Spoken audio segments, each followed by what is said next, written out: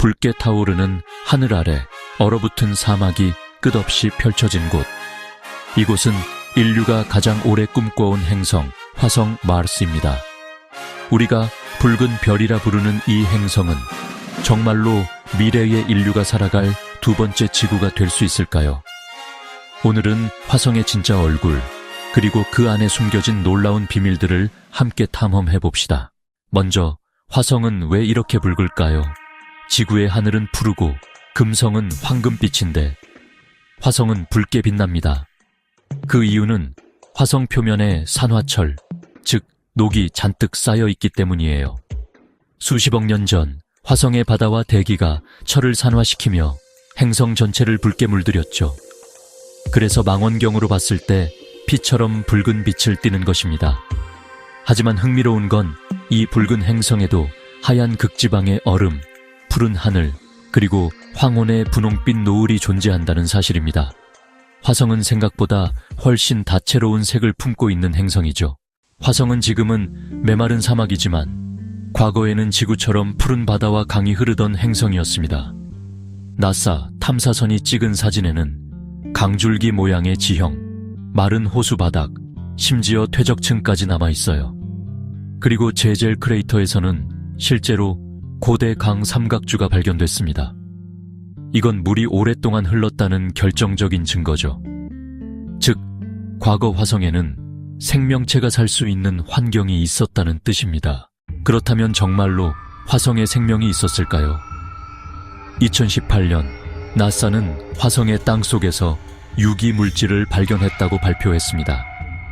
이건 생명의 기본 구성 성분이에요. 물론 지금으로선 단정할 수 없지만 과거의 미생물 흔적일 가능성을 배제할 수 없습니다. 게다가 2020년에는 유럽과 러시아 탐사선이 메탄 가스위를 검출했는데 이 메탄은 지구에선 대부분 생명체의 활동으로 생겨납니다. 만약 화성에서도 같은 이유라면 우리는 우주에서 지구 외 생명체의 첫 흔적을 발견하게 되는 셈이죠. 현재의 화성은 혹독합니다. 낮엔 영상 20도까지 올라가지만 밤에는 영하 100도 이하로 떨어집니다. 공기는 대부분 이산화탄소, 숨 쉴 수 없죠. 게다가 대기압은 지구의 1%도 되지 않아 물은 곧바로 증발해버립니다. 그리고 먼지 폭풍은 행성 전체를 뒤덮을 만큼 거대합니다. 수개월 동안 태양빛이 차단되고 탐사 로버의 패널이 먼지로 덮여 멈추기도 하죠. 하지만 이런 혹독함 속에서도 인류는 화성을 향한 도전을 멈추지 않습니다. 현재 화성에는 여러 대의 로봇 탐사선이 있습니다. 그 중에서도 퍼서비어런스는 가장 진보된 로버죠. 이 로버는 2021년 나사가 보낸 로봇으로 화성에서 돌 샘플을 수집하고 고대 생명체의 흔적을 찾고 있습니다. 그리고 놀랍게도 그 옆에는 인전 유어티라는 드론 헬리콥터가 함께 있었어요. 이건 인류 역사상 다른 행성에서 처음으로 비행한 기계입니다. 지구 중력의 1.3, 얇은 공기 속에서도 날아올랐죠. 이건 단순한 실험이 아니라 앞으로 화성에서 인간이 탐사하는 시대의 서막이었습니다. 그렇다면 인간이 직접 화성에 갈 수 있을까요? 나사는 2030년대 중반에 인간을 화성으로 보내겠다는 계획을 세우고 있고 일론 머스크의 스페이스X는 훨씬 더 빠른 2040년 화성 도시 건설을 목표로 하고 있습니다. 그들은 스타쉽이라는 거대한 우주선을 개발 중인데 이론상으로는 한 번에 100명 이상을 화성으로 보낼 수 있다고 합니다. 하지만 문제는 단순히 가는 것이 아니라 살 수 있느냐에 있습니다. 화성에는 숨쉴 공기도 물도 방사선 차단막도 없습니다. 따라서 인류는 돔 형태의 기지에서 식물 재배, 산소 생산, 물 순환 시스템을 만들어야 합니다. 즉, 완전한 자급자족 생태계를 만들어야 한다는 것이죠. 일부 과학자들은 더 대담한 아이디어를 제안합니다. 바로 테라포밍, 즉 화성을 지구처럼 개조하는 것이죠. 대기를 두껍게 만들고 온도를 높여 얼음을 녹이면 대기 중 이산화탄소가 증가하면서 온실 효과가 생기고 결국 화성의 온도가 점점 올라가 물의 순환이 가능해질 거라는 이론입니다. 하지만 현실은 쉽지 않습니다.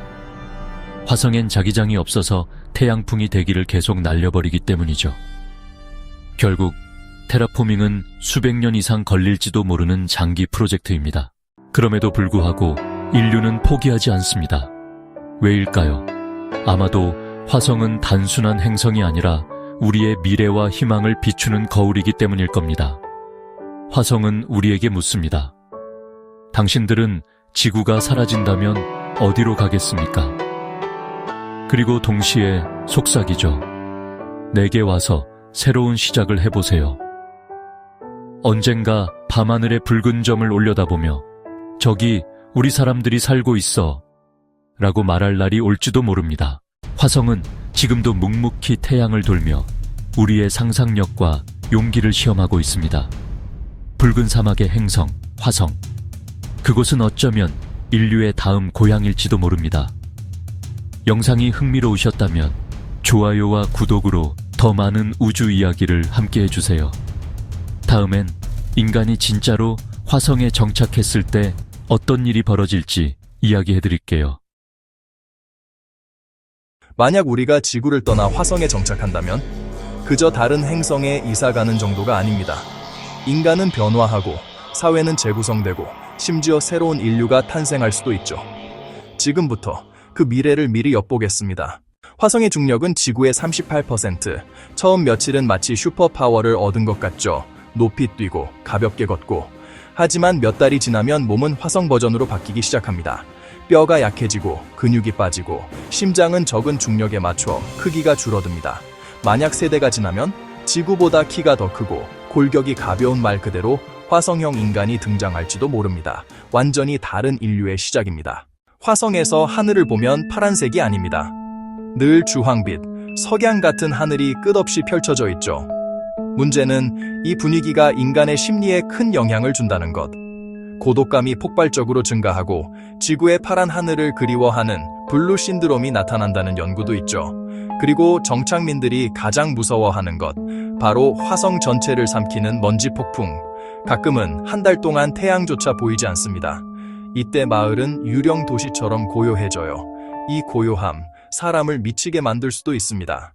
화성에서는 바깥 공기를 마신다는 개념이 없습니다. 밖은 거의 순수한 이산화탄소. 기압은 지구의 1%. 잠깐 헬멧이 고장나면 몇 초 만에 폐가 망가집니다. 그래서 정착민의 생명은 모두 돔과 기계에 연결되어 있어요. 산소, 물, 공기 모든 게 자동 시스템. 이 말은 딱 한 가지 시스템만 고장 나도 도시 전체가 위기에 빠진다는 뜻입니다. 그래서 화성에서 가장 중요한 직업은 군인도 정치가도 아닙니다. 바로 엔지니어죠. 기술이 곧 생명인 곳, 화성입니다. 화성 도시의 초창기 인구는 많아야 수십 명, 사생활은 거의 존재하지 않습니다. 작은 모듈 하나에서 식사, 수면, 회의, 업무 모두 함께하죠. 이런 환경에서 중요한 건 성격이 아니라 협력. 화성 사회는 자연스럽게 공동체 중심, 합의 중심, 갈등 최소화로 재편됩니다. 언젠가 화성인 사이에서는 지구에서는 통하지 않는 새로운 규칙과 문화가 생길 수도 있습니다. 예를 들면 먼지 폭풍이 시작되는 날 행해지는 정착 대비 의식, 지구에서 보내는 22분 지연 메시지를 기다리는 딜레이 커뮤니케이션 문화, 태양광이 끊긴 며칠 동안 모두 모여 이야기 나누는 다크 위크. 이건 단순한 이민이 아닙니다. 화성 문명이 탄생하는 순간이죠. 정착이 수십 년 지속된다면 마침내 화성에서 태어난 첫 아이가 등장합니다. 그들의 몸은 지구인이 아닙니다. 다른 중력, 다른 공기, 다른 생활 리듬 속에서 성장한 완전히 새로운 형태의 인간. 언젠가 지구인이 화성인에게 이렇게 말하는 날이 올지도 모릅니다. 너희는 우릴 이해 못해. 전혀 다른 환경에서 자란 두 인류가 서로 다른 문화를 가진 두 문명구로 성장하게 되는 거죠. 화성 정착은 단순한 이사가 아닙니다. 지구에서 절대 경험할 수 없는 변화가 인간을 완전히 새롭게 만들 것입니다. 이 모든 위험과 변화를 감수하고서라도 당신은 화성에서 살아보고 싶나요?